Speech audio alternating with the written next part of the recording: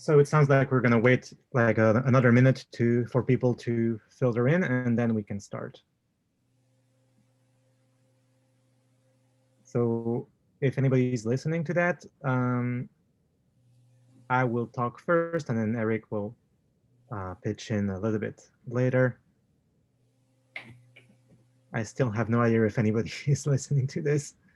I guess if you are, you can say hi in the chat, maybe.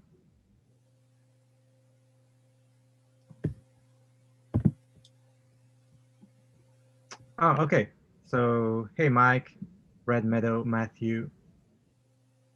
We do have some people. Cool. So I'll just wait for Jan's signal to start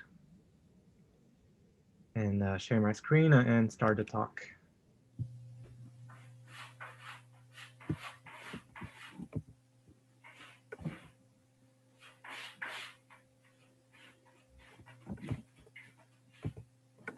Okay, so let me see.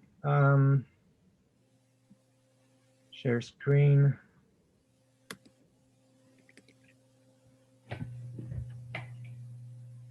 Just wait for Jan to confirm that you guys can see my screen and everything is okay. Okay, let's go then. So, hi everybody. My name is Sasha Grief, and I'm joined by Eric Burel, who will talk after me a little bit. We're going to talk about Vulcan JS, a new vision for full stack frameworks. So first, I'm going to talk about my Meteor story and my relationship, I guess, with Meteor as a framework, as a community. And then we'll talk more about Vulcan itself. I actually started using Meteor all the way back in 2012, shortly after the official launch. And even at the start, I could see it had a lot of potential. And in fact, I liked it so much that I decided to write a book, which I co-authored with Tom Coleman, who was a really important member of the Meteor community at the time. And the book was called Discover Meteor. It went on to be really, really successful. And I think a lot of people used it to learn Meteor. Yeah, still have the t-shirt. Hopefully, maybe some of you have it too. It's a very limited edition these days. But around the same time, I also started a project called Telescope, which was an open source Meteor app for building Hacker News clones or Reddit clones. And it was also pretty popular.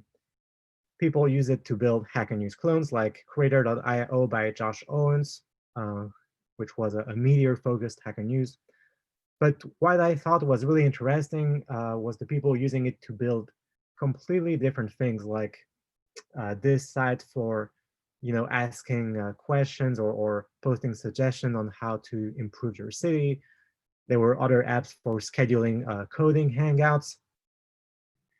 And I really liked how people were taking this thing and adapting it, customizing it, tweaking it to their own needs. And then around that time, we kind of ran into a dilemma, a problem, because there was a mismatch in a way between the audience of people who liked Telescope, entrepreneurs, marketers, people who wanted to launch a community. And that wasn't necessarily the people who could actually contribute to code, contribute code to the open source side of the project, which is developers. And so we kind of had that choice. Do we go more in the, WordPress, CMS direction where we have a very ready-made offering with hosting, themes, templates, and so on?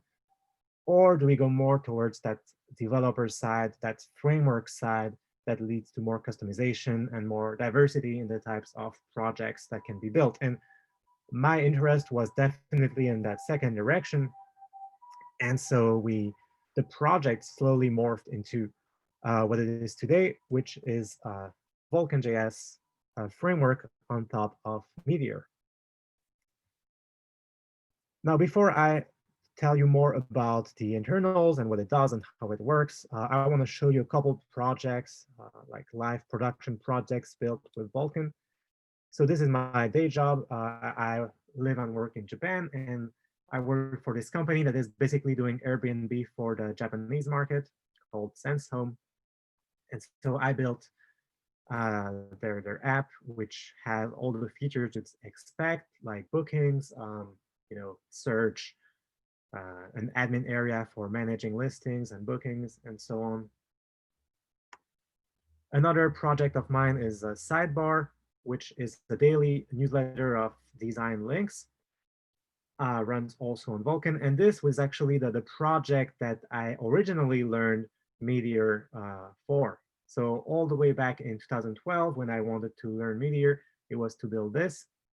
And so I first built Telescope. I then built Sidebar on top of Telescope. And today, I kept updating the app until it now runs on top of the latest version of Vulcan, which is still, on Meteor underneath. And then some of you might know that I also help run annual developer surveys, the state of JavaScript and state of CSS. And since last year, we've switched away from our, third-party survey app called Typeform to a dedicated app that we built from scratch with Vulcan to collect the data, collect the questions. And this now lets us do really cool things like translate the questions in multiple languages, save as you go, and also just being able to save the data in exactly the format that we need is also very valuable. Of course, I'm not the only one using Vulcan. For example, there's this app called Letter, which is similar to visual sites builders like Webflow or Wix, but specifically for email templates. So you just drag around blocks and you build your template like that. It's super cool. There's a Less Wrong, which is a community all about discussing philosophy and rationality and so on. And all these are built on Vulcan. And on top of that, there's also lots of internal tools, dashboards that I can't show, but altogether it's like a small but pretty active community. And we have a very active Slack chat room, which you guys are all welcome to drop by and say hello anytime. Now, I've been talking about Vulcan, but what is Vulcan exactly? And what problem is it solving? So, sorry. If you have experience on the other side of the mirror, in the wild world of the JavaScript ecosystem outside of Meteor, you know that one of the really hard part is that you have all these little different bricks that you need to plug together to get anywhere. So you need to manage your state on the client, pick a view layer, handle bundling, and then connect to an API, which itself has to talk to a database. It's a lot of work, and not only picking all these blocks, but especially putting all the plumbing together. And that's something I think where Meteor was super visionary even 8 years ago. The idea that you can provide something that just works out of the box and does all the hard choices for you and all the plumbing for you. And that's exactly the approach that we're trying to apply with Vulcan. Take this idea of a ready-made monolithic, in a way, stack, but translate it to the standard modern JavaScript ecosystem. So instead of having Blaze, we have React. Instead of having Meteor PubSub, we have Apollo and GraphQL, and so on, all the while keeping the same Meteor simplicity. So that's one thing. Another thing that we do is generate your GraphQL schema from your models. So just like in the Meteor ecosystem, we use simple schema to define models. And then we use those models to not only generate your entire GraphQL API dynamically, which means you never have to actually write any GraphQL code if you don't want to. But then we also use those models to inform even how things behave on the client. Things like data tables, forms, data loading, and more are all helped by having access to those models. So let me talk a little bit about the GraphQL stuff first. Now, GraphQL is a language to describe your API, and you need to write types for all the objects in that API. And then on top of that, you need to write types for the queries that will help users fetch data, types for the mutations that will let people mutate the data, and then resolver functions that actually tell the server how to do the database operation for each of these queries and mutations. So as you can imagine, that's a lot of boilerplate, and Vulcan will generate all of it for you from your model, which is a huge time saver, believe me. And now if you're a Meteor developer, you're like, yeah, well, big deal. Meteor also simplifies that for me. And that's true. But believe me, in the rest of the Apollo GraphQL ecosystem, um, there's not that many solutions that actually do a good job of that. And so having this integrated all-in-one full stack approach is a big deal. Similarly, we can also help with forms thanks to the Vulcan's knowledge of your models. To give you an example, if you want to code like a form to edit a document, you would need to load the document, generate the form, lay out the inputs, handle the form state as the user is editing the form, and finally submit the form contents back to the server. And in Vulcan, we have building blocks functions that do all of these for you, again, based on your model. So we can know how to load the necessary data to populate the form. We can know how to generate it, how to handle its state. And finally, we can also know what format the server expects back to properly save your data. And you do all of that with just calling the smart form component, passing it the name of your collection and an ID for the document to edit, and you get a form. And this is possible because we have this component layer, which extends not only to forms, but also other things like data tables, modal windows, loading indicators, basically any common UI element you would need for a web app. And I've always been a bit disappointed that Meteor didn't go further in that direction. They had forms on the roadmap for a while, actually, but nothing really came of it. And to this day, I think the #1 coolest feature of Meteor ever was the little accounts UI pop-up thing in Blaze, because that really lets you, in one line of code, insert a UI component that would work in tandem with the server without writing any server logic. And so we've really tried to take that model of pre-made components that work with the server and try to extend it to as many things as we could. And then the cool thing is you can compose these components. So for example, here's an edit button component, which you can click. It shows the model component, which itself contains the form component. And all of that is generated pretty easily from your models. Another example is the data table. Again, because we know so much about the shape of your data, we can do things like loading the data into the table, paginate it, and even filter it and sorting it without, again, writing any server code. So, I think the Meteor approach of having a full stack app of sharing code between client and server is very powerful. And it's kind of out of fashion these days, thanks to the new Jamstack approach where everything is very modular and fragmented. But I think the JavaScript ecosystem will swing back to this more integrated approach. And we are hoping we can help nudge it in that direction, maybe.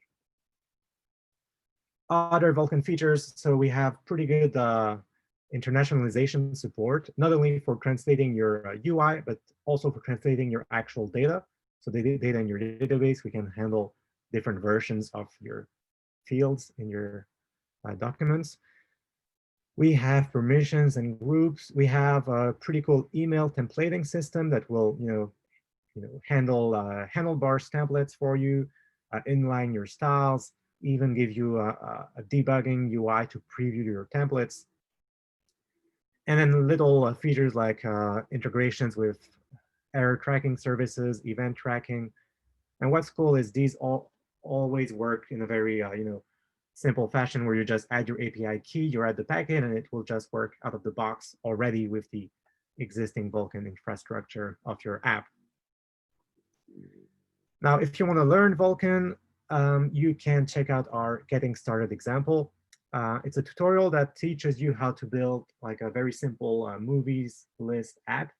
But the cool part is that the app that you're building itself is the tutorial. So as the tutorial takes you through its steps, you're modifying the tutorial app itself.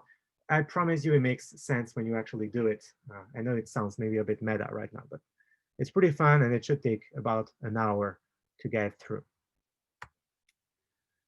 And now I come to the chapter that I've entitled Bye Bye Meteor with a question mark. And I wanted to talk a little bit about the limitations of Meteor that we've been running into and that make us consider that maybe we should, if not give up on Meteor, at least extend out of the Meteor sphere to the universe at large. Number one on that list is a high barrier to entry. And just by virtue of doing things differently, Meteor kind of requires, more work to get started with. And that's fine if you have a company of 10 people, you onboard new developers, you get things working, and then they can be happily using Meteor ever after, and that's great for you. But for an open source project, when you have to do that for every single new user, work out the install problems, explain how things work in the Meteor world, it's definitely a big barrier to entry. And add to that the fact that most people won't even get to that point because they'll see, oh, it's not standard JavaScript, it's not standard Node, so I'm not even going to touch it. And that's, for better or for worse, I think Meteor does a lot of things better than standard Node, let's say, but it's still a problem for us. Just the fact that it's different. And number two is the developer experience. Again, because of that difference, it means people are not used to the way things work. They don't have the things that they expect, like hot module reloading, even though I know that's coming soon, and that's great. But they can't use a storybook, and there's all these little bits of friction, that kind of hurt the developer experience. Again, not that because Meteor is necessarily worse, but just because it's different, and people have their habits. And finally, number three is what I would call like Vulkan weirdness, which is that we already do a lot of things, I would say most things, in a way that's not the traditional Meteor way. So we don't use PubSub, we use GraphQL. We don't use traditional structures, code structures. We use a package-based architecture. So because of that, we often kind of end up with the disadvantages of Meteor without the positives. So this brings me to section 4, which Eric is gonna take over very soon. What's next? And the big lines, the main lines, is we will continue having the Meteor version of Vulkan, simply for starters because I use it for at least 3 projects right now, so I'm not gonna be able to migrate all of them anytime soon. And also because Meteor has lots of strong points for sure. But we want to augment that with a Next.js version that will be able to talk to the Meteor version and kind of have a tight integration, but let developers also get the benefits of Next.js as a platform. And for that, I'm going to let Eric take over. Yeah, thank you. I'm going to share my screen. Yeah.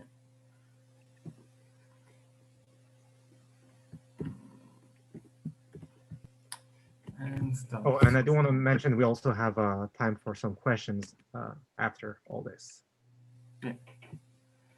Yeah, so hi everybody, my name is Eric Burel. I'm the founder of a company named LBKE, and I'm in charge at Vulcan to transition from Meteor to Next. So first, what is this framework? What is Next.js?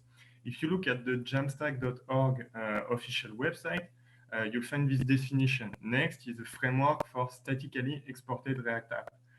It's compared to Gatsby, to Hugo, for examples, that are static website generator. By static website, we mean, in opposition to an application, we mean a company website, a blog, a website, e-commerce website with a lot of content, while applications are often more dynamic. There are SaaS applications, softwares, like Zenzones, for example, that Sasha demonstrated. But there is also this line, under parentheses, Next.js supports server-side rendering. So yeah, server, that means it's not just really front-end. So if you have heard about Next.js, you probably think it's a front-end framework, but it was a front-end framework.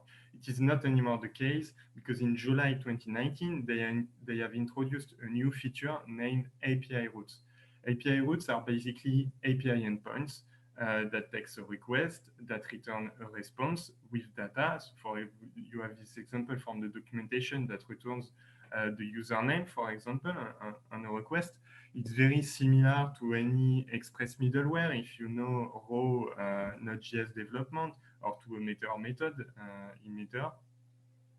So nowadays, we can consider Next as a full stack framework, and it often describes itself as a hybrid framework because it is able to do pure front-end, single-page application like Create React App, to do Jamstack, static website generation like Gatsby and other similar technologies, but also to do full stack like Meteor, for example. But there are a lot of difference. Next is still front-end first. It has a long history of front-end. It is focused on interface UI development for the web specifically. Next is static first. It still prefers you to have static patterns instead of very dynamic application. It's optimized to handle very, very high scale static website. For example, e-commerce are a very good example of this because you know most of your product in advance. So you can build all product pages in advance, for example, and Next really shines at such use case. Also, Next is very opinionated. It's a React first framework. You can't use Next with Vue or with Angular. It's a React only framework. While Meteor, that you already know, is a full stack first framework. So it has a full-fledged backend system that you don't have in Next. You just have API endpoints in Next, but that doesn't make a backend framework with like Meteor, with PubSub, with methods, and all sorts of helpers to communicate with the backend. Meteor is more dynamic. Meteor is not meant at building a static website with a lot of static content. It's very full stackish, very dynamic. You have Mongo out of the box, for example, to handle your data. And then Meteor is front-end agnostic. It's less opinionated than Next. You can see it even from the kind of from the illustration that you get when you open the website. Next, it's very raw, lean, bare bone, while Meteor is a bigger, more complete, out-of-the-box full stack framework. So why should we switch from one full stack framework to another? Because that's a lot of work. There is a brutal answer. The brutal answer would be that in 2019, we had this feeling of lack of trust in the future of Meteor. I know it has changed a lot with the buying from Tiny, which has been a very great news in the community, and we have seen an immediate difference, a lot of community input, a lot of new initiative to make Meteor a great framework and to solve all the issues that have been problematic for years, but we decided to switch a bit before this news. So yeah, we had this those trust issues that I hope will be solved by current evolution of Meteor, but were problematic at this time. And also, as Sasha explained, the lack of compatibility with the broader ecosystem. We have Storybook in Vulcan, but we are the only Meteor framework to support Storybook because you can't really have Storybook with Meteor build system nowadays. So we have to bypass, to hack this to make it work. So it was a lot of friction that was problematic in our development. We are only a small team of contributors, so we need something very smooth and very compatible with existing technologies. There is also a more fancy answer is that Apollo is a bit redundant with Meteor, and Vulkan is very focused on GraphQL and Apollo. It describes itself as a GraphQL framework for front-end developers. So, but in Meteor, you already have PubSub, you already have methods. So GraphQL, except if you really need to create an API that you want to sell to people that must be used by many clients, it's not very useful in Meteor when you look at it. However, in Next, which is a very bare-bone framework, we had a lot more value by plugging GraphQL because it creates an actual full-stack framework, which Next is not out of the box. It's just a lot of microservices. Okay, but that's kind of complicated if you are a front-end developer, and that doesn't scale that much to a lot of API routes. So you will end up with a very complex application. So Vulkan with Apollo and GraphQL helps structuring Next application. So that's a better fit as a backbone for us. Doesn't mean we drop Meteor. We keep maintaining Meteor. We have legacy Meteor applications deployed as Sasha demonstrated. I have some also to maintain. But just that Next will be our first citizen, our demonstration project, and we will try to be compatible with a broader ecosystem, including Meteor, but also other JavaScript frameworks. So the reverse question, we have seen what Next can bring to us, but the question is what Vulkan can bring to Next and to the JS ecosystem. Basically, Vulkan goes the extra mile for full stack development. It does it got you what you don't have when you just have a bunch of advanced technologies, but you have to plug them together. So it prevents you from losing a lot of time setting up a lot of configuration files, setting up a backend, learning new technologies. We have the basics set up for you. On a technical standpoint, it tries to make GraphQL easy for JavaScript developer because for a front-end developer, it may not be obvious how to create a GraphQL backend. And even for a backend developer who has any experience in REST applications, it can be complicated. So it gets you started. And the cool thing is that since it generates the GraphQL schema for you, you can describe your model and learn from Vulkan by just opening the schema and see what Vulkan is creating GraphQL schema, and you can take then inspiration from that to create your own custom schema in the future if you need them. So that's a good way to get you started without actually having to write a lot of GraphQL and to figure out the complexity of it. Vulkan is model-based. It is not very often the case in the full-stack ecosystem.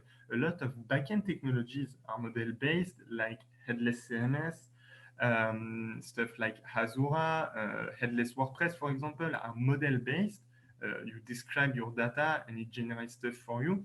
But it's not often the case in the front-end world. It's often limited to administration interface, for example, the admin interface of Django or Ruby on Rails, but they are not meant to be delivered to end users, what Vulkan is. And then Vulkan is modular. In Meteor, we have a very, very great package system because you can create easily full stack packages with server and client exports, and even isomorphic code that can be reused in both.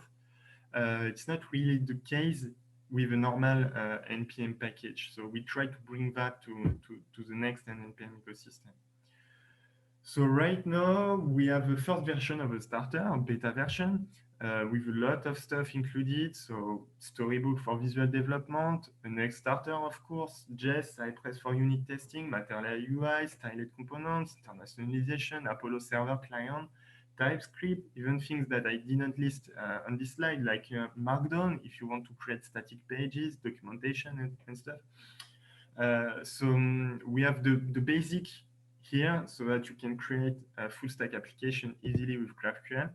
We also have hooks to plug to existing Vulkan backend because we take a lot of care in supporting legacy code, existing applications. So you are currently already able to use the next version of Vulkan for your frontend while keeping the Meteor version for your backend only. And that's the use case we are going to push for a few months at least. So the next step is pushing this beta to a first version. We expect this to be ready by the end of this year or beginning of next year. And then we will start progressively the transition of all backend of all Vulcan features to a broader NPM and Next ecosystem, and then front-end features with the smart form data tables, schema generation that Sasha demonstrated. We could sum this up as the next steps are bringing Meteor philosophy to a broader JavaScript ecosystem, because I've been talking about Next, which will be our backbone, but actually what we want to do is to be able to use Vulcan backend in any Express compatible technology, which includes Meteor, that possesses the possibility through the web app package to add an Express server, but also in Feathers, in Raw Express application, in Next, in whatever you want, and to use the front end in any React framework. So Next, but also Gatsby, or any kind of Create React app, or any kind of React-based technology. And you can use both with Next or with Meteor. So yeah, a big program. So I'm looking forward to see you on Vulcan Slack and to discuss with you. Thanks for listening to this presentation.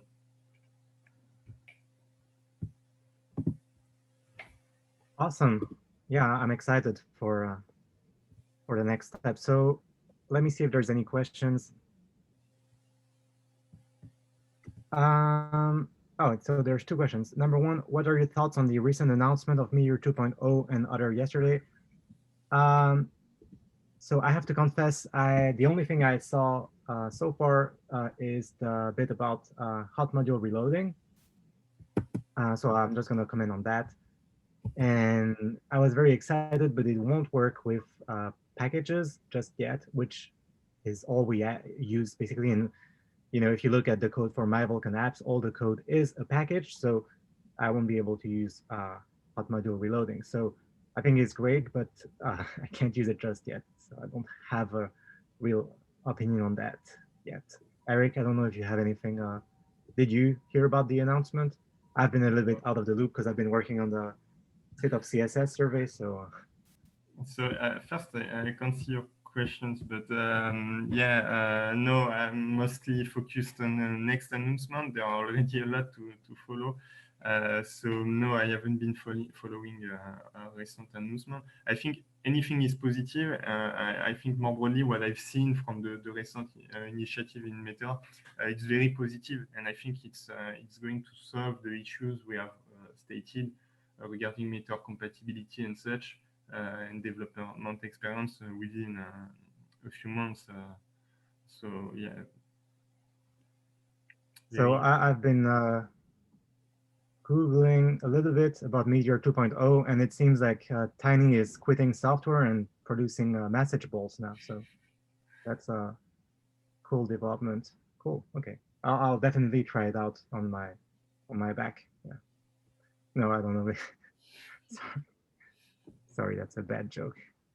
I'll do some deeper googling later. Other questions? Is it possible to gradually integrate Vulcan into a large existing Meteor code base? I would say probably no. Like I would say just start over a new project because I think managing both Vulcan and a regular Meteor app in the same code base will be just a headache. So Eric, do you have any thoughts about that? Technically, you can, and it will be made easier by us publishing NPM packages instead of Meteor packages. So again, the goal is to be compatible to any kind of technology. So in theory, it's possible, but do you have a good reason to do so? You must have a good reason. If you have a huge existing Meteor code base, I suspect that you might benefit from just starting with Apollo if you really need GraphQL. See what happens, but yeah, you need a good reason to do so. Vulcan is more for starting projects and get you started than migrating an existing project with a long history.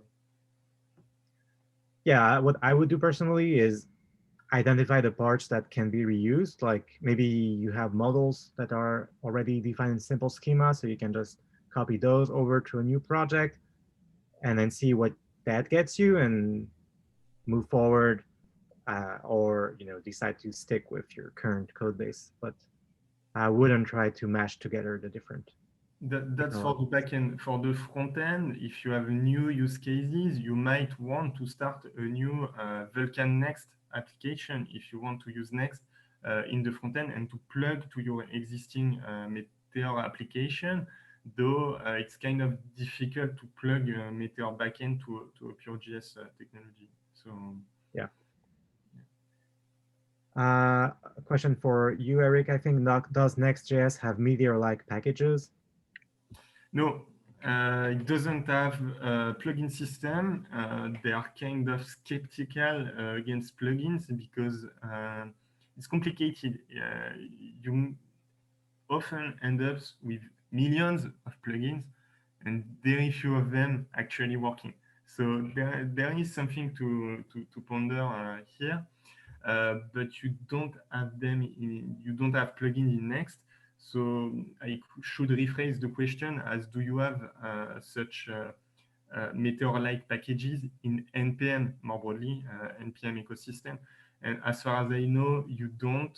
I didn't find Webpack libraries or plugins to do isomorphic packages like Meteor.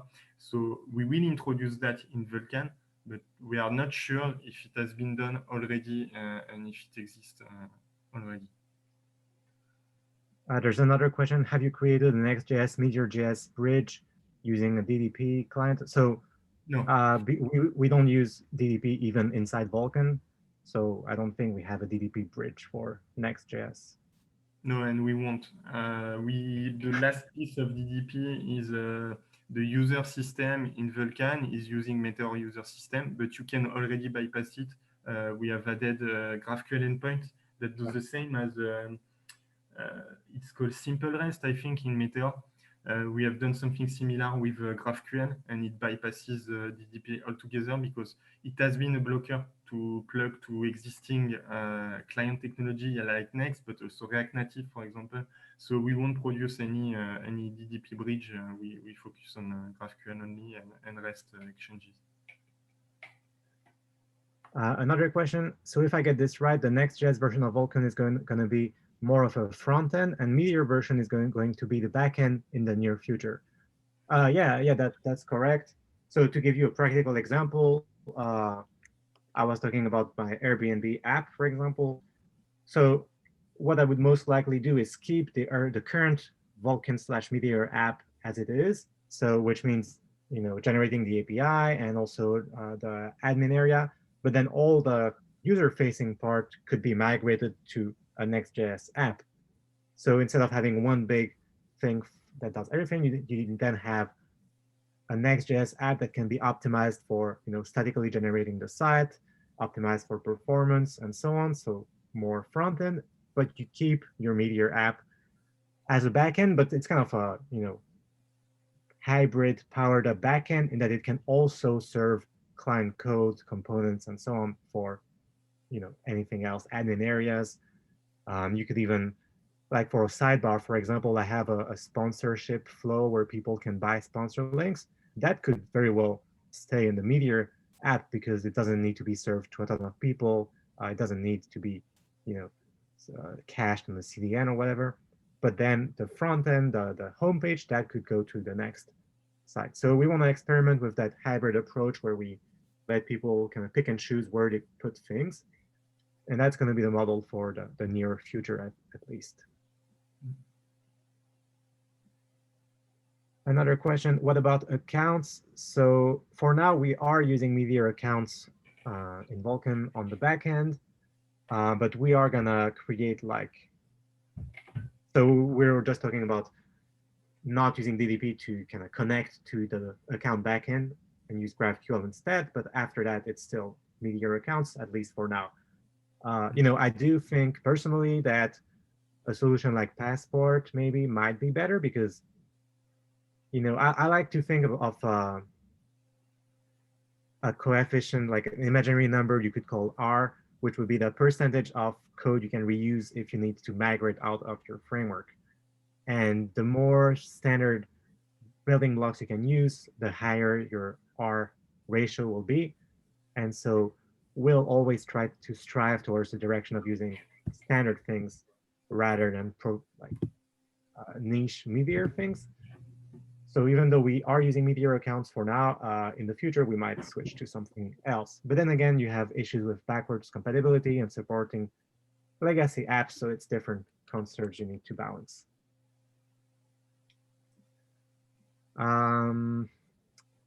Any more questions, or should we leave the spot to whoever is next?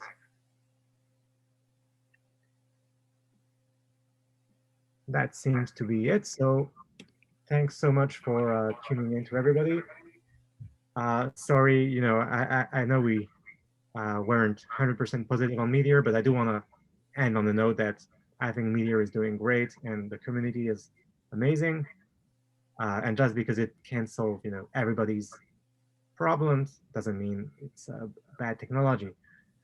And also, we do need to catch up on Meteor 2.0 and the links and info people were sharing in the chat. And who knows, maybe we'll reevaluate Meteor with fresh eyes. So thanks, Eric, for joining us today. That was super informative. If people want to learn more, they can join us in our Slack, or hit me up on Twitter or wherever. Thanks, everybody, and talk to you soon, hopefully. Thanks. Bye-bye.